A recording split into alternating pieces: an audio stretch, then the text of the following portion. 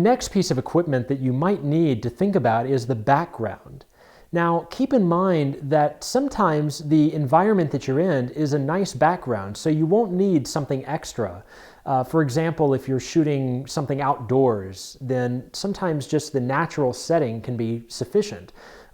If you're teaching a cooking course, then shooting in the kitchen can be a fine background. So you don't always need to provide your own background, but it's important to have as an option because in most cases you're probably going to be filming in a confined space or area where you're either against a blank wall or you'd likely hang a sheet up on the wall. And I mentioned the bed sheet because that's never a good idea to use.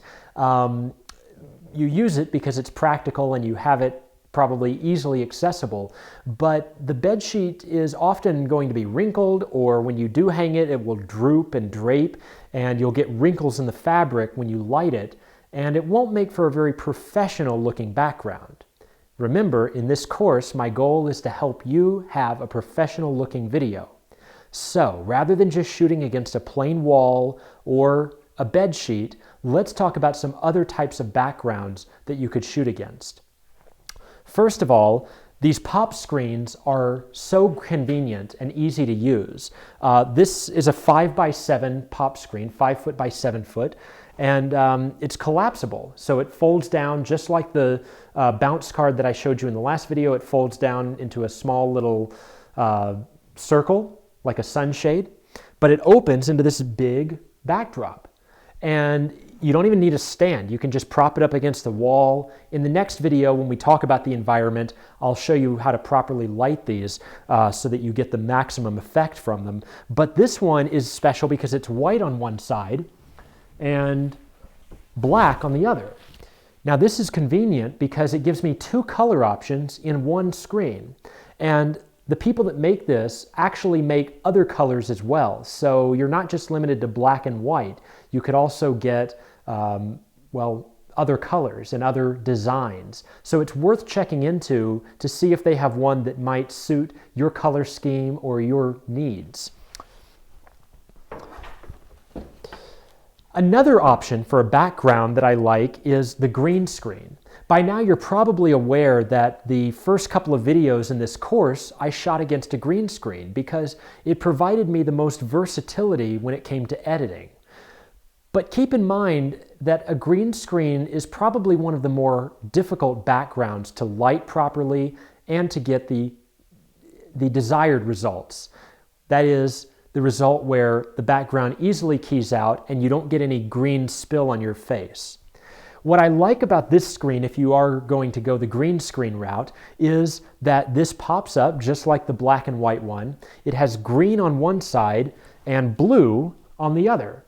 So I can easily select either the blue or green chroma depending on what colors my subject or myself are wearing. If I'm wearing green, then of course I want to use the blue side. If I'm wearing more blue, then I'll use the green side. Whatever color you use is the color that's going to get keyed out of the video. So if you're wearing green, then you're going to be a floating head.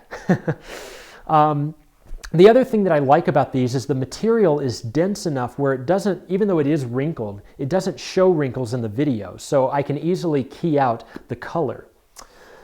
One other option when it comes to backdrop materials is to just use some fabric. Not bedsheet cotton, but this is black velvet. You could also use duvetine. Duvetine doesn't wrinkle. Velvet doesn't show wrinkles when you don't have light cast on it. So if I were to turn this light off that's shining on it, you would get that deep, rich black look. And this can be great if I had a whole wall or if I had this frame with all black velvet panels, then you would see me very clearly, and the black would just be kind of an infinity black space. So sometimes being minimal in your background is ideal because after all, in this style video, you want your viewer to be focused on you and what you're saying and not so much on being distracted by what's going on in the background. So if you want just a simple background, these are some good options that are easy to set up, easy to take down, and easy to carry with you in your car. One final thing I'll mention is you'll notice this green screen is hanging from a frame. Now that's an option, that's kind of an add-on option, I guess, if you don't want just the screen, but you want to be able to have it on a frame. This is a good idea because it allows me to control the height of it. So if I were to just have this on the floor, it would be too low for me to key out the top of my head. But being able to raise it or lower it as I need is a much better option. That's it for background. So now let's talk about the final piece of equipment that we'll need, and perhaps the most important, and that is the microphone.